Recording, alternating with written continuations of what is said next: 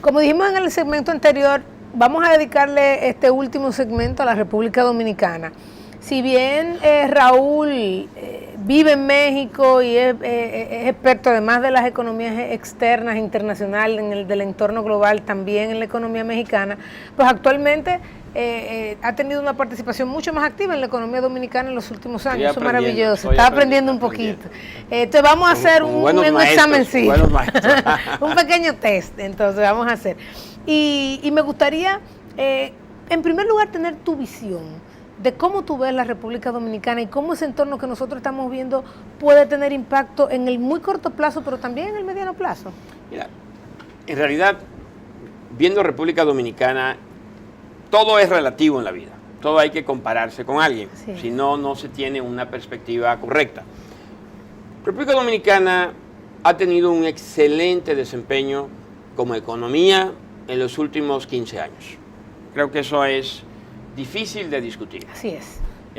Tal vez el tema redistributivo puede ser discutido, pero en términos del desempeño macro, de estabilidad financiera, de inflación estable y de crecimiento, ha sido un tremendo éxito.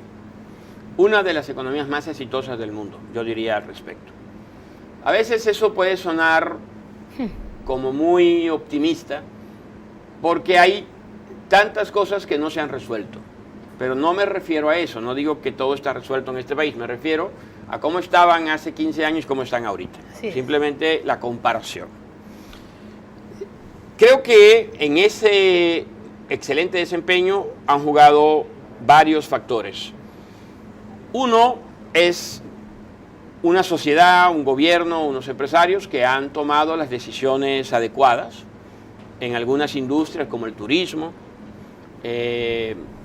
y que se han capitalizado en este crecimiento relativamente elevado que hemos tenido. Pero también ha habido un factor exógeno favorable, que ya tú los mencionaste, precios del petróleo a la baja, tasas de interés en moneda extranjera muy baja y abundancia de liquidez, crecimiento en el mundo que ha traído muchos turistas, en fin, muchos factores que nos han favorecido. Entonces yo veo República Dominicana con una muy buena dinámica de mediano y de largo plazo. Yendo al muy corto plazo, la impresión que tuve al principio de año cuando analicé los datos de la economía dominicana, hoy la veo confirmada en lo que ha pasado en los primeros 7 meses. La economía se mostraba tal vez con demasiado optimismo. Estaba cerrando el año pasado con demasiado optimismo. Mucha gente no identificaba que mucho del buen desempeño que estábamos viendo era de naturaleza transitoria y lo estaba proyectando como una ganancia permanente. Y claramente los beneficios que se obtuvieron de las variables que mencionamos ya comenzaban a estar reflejados en la economía y por lo tanto no eran razón suficiente para pensar que ese crecimiento se iba a sostener para siempre. Claro. Entonces yo creo que el crecimiento del año pasado y del antepasado fueron muy buenos, pero por arriba de lo que es sostenible. Factores transitorios le ayudaron, un entorno nuevo de más incertidumbre sobre qué va a pasar con las tasas de interés, con la liquidez, precios del petróleo que si bien no son los de $100 o $120 de hace 4 o 5 años, son más altos que los de hace 1 año y medio. Todo eso se sumó más un gobierno que por razones prudenciales ha tenido que frenar el gasto público. Todo eso se sumó para generar una desaceleración del crecimiento económico que es evidente, fue evidente en las cifras macroeconómicas que ya conocemos. El crecimiento del segundo trimestre al 2.7% es una marcada desaceleración contra el ritmo de casi 6% de crecimiento del año pasado. ¿Es esto el preludio de una crisis o una recesión? No, para nada. Pensamos que es dentro del ciclo de expansión un ajuste en la velocidad de crecimiento de la economía. Que podría ser hasta sano. Yo considero que es totalmente sano y que quizás pueda implicar un par de trimestres más con crecimientos relativamente bajos para luego regresar a crecimientos que estarían entre el 4.5 y el 5%. Así es. Por lo tanto, no me asusta, después de un periodo de tanto crecimiento, una desaceleración transitoria nos va a dar espacio para enfocarnos en los aspectos de debilidades y fortaleza de la economía, y si el entorno internacional sigue siendo favorable, pronto estaremos creciendo otra vez en el orden del 4.5 o 7%. Además, creo que las autoridades monetarias han tomado la decisión correcta, dada la debilidad tal vez inesperada para muchos en el segundo trimestre. El Banco de la República Dominicana, el Banco Central, redujo la tasa de interés, ha tomado otras medidas cuantitativas para facilitar el crédito.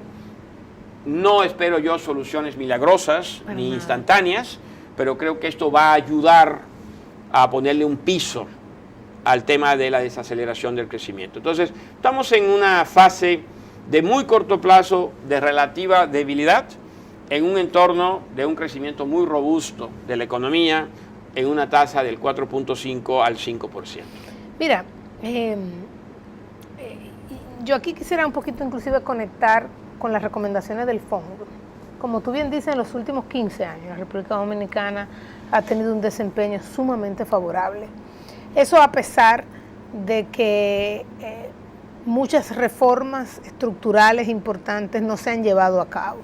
Entonces, obviamente tú te sorprendes cuando tú dices, bueno, mira, una economía que ha crecido tanto con la ausencia de cambios estructurales importantes que son los que muchas veces te dan el primer empujón para largos periodos de tasa de crecimiento, de altas tasas de crecimiento, como fue a inicio de los 90 o mediados de los 90. Bueno, las reformas que se hicieron a inicio de los 90 obviamente no iban a durar 25 años rindiendo efectos. Entonces obviamente que tú dices, bueno, pero sí, hemos tenido esta fuerte tasa de crecimiento con algunas cosas que no han favorecido, con un entorno externo que no ha favorecido. Tú puedes vislumbrar, mira, no estamos viendo un entorno internacional, de hecho estamos viendo quizá un entorno internacional relativamente, donde hay una alta probabilidad de que esté relativamente mejor, lo cual va a ayudar a la República Dominicana a mantener cierto nivel de crecimiento. Como bien tú decías, Raúl, un punto interesante es el tema de la redistribución y cómo organismos como el Banco Mundial dicen, mira, ustedes han crecido más que nadie, pero sin embargo la pobreza no ha reaccionado lo que debió reaccionar ante las tasas de crecimiento que ustedes también. Entonces obviamente que hay unos temas redistributivos que en parte son un reflejo de este tema de las reformas estructurales que no se han realizado, que parte de ellas buscarían o deberían buscar fortalecer la posición del gobierno para llevar a cabo reformas importantes tendentes a mejorar la productividad, mejorar la relatividad de los más pobres dentro de la economía dominicana, su participación, su capacidad para poder salir de la pobreza. Entonces, ciertamente, yo digo que sí, obviamente estamos en una economía que estamos muy buena. ¿Cuál es lo que estamos dejando por fuera por no realizar esos cambios que hoy, digamos, pone la mesa? El Fondo Monetario, me gustaría hacer un resumen rápido de qué plantea el Fondo Monetario aquí en este informe. El Fondo Monetario plantea esencialmente 5 recomendaciones. Una recomendación que va a lo que siempre hemos hablado en los últimos del tema de consolidación de las finanzas públicas, ¿verdad? Un poquito consolidar, ampliar sobre todo la base tributaria y hacerla más firme. También dicen adoptar una posición fiscal creíble a mediano plazo. O sea, es interesante porque ellos implícitamente están diciendo, mira, los agentes económicos no te están creyendo y como no te creen, entonces no están haciendo todo lo que podrían hacer o inclusive la inversión, que yo creo que es parte de esta recesión o de este de la desaceleración del crecimiento. Puede venir también por el tema de la inversión, de si va a haber reforma, no va a haber, cuál va a ser el sentido de esta reforma, cómo yo me voy a ver afectado, qué pasa si yo pongo todo mi dinero en un lado y luego justo en esta reforma que viene es el lado que se ve afectado. Entonces yo creo que eso es la parte creíble que ellos dicen ahí.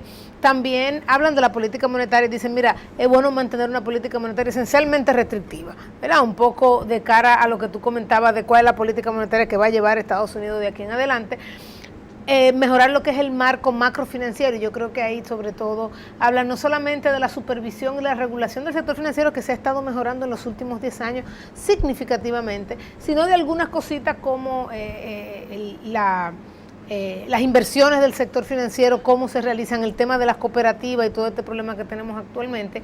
Y además dice avanzar en las reformas estructurales necesarias. Cuando hablan de las reformas estructurales, van a 3 puntos fundamentales, que son la reforma del sector eléctrico, la reforma del mercado laboral y además hablan de lo que es la reforma de los servicios públicos y protección social. Hablan específicamente de estas 3 reformas.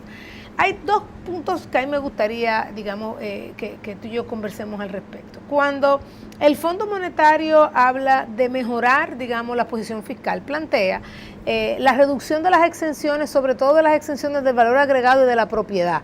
Hoy en día se tienen exenciones todavía del ITEVIS, principalmente en alimentos, salud y educación. Y ellos hacen unas estimaciones y dicen, mira, yo creo que el gobierno está dejando sobre la mesa alrededor del 2.5% del PIB. Gran parte de eso, por un lado, dicen hay un tema de ampliación de la base del IVA, y ahí está la mitad de lo que ellos están diciendo que puede ser importante. El tema del subsidio eléctrico, pero no solamente del subsidio en términos de la tarifa, porque hoy en día es casi inexistente este subsidio, sino más bien del tema de las pérdidas de la distribuidora, lo que implicaría ahí una reforma en el mercado o una posición que va a hacer el Estado con lo que son sus activos del sector eléctrico.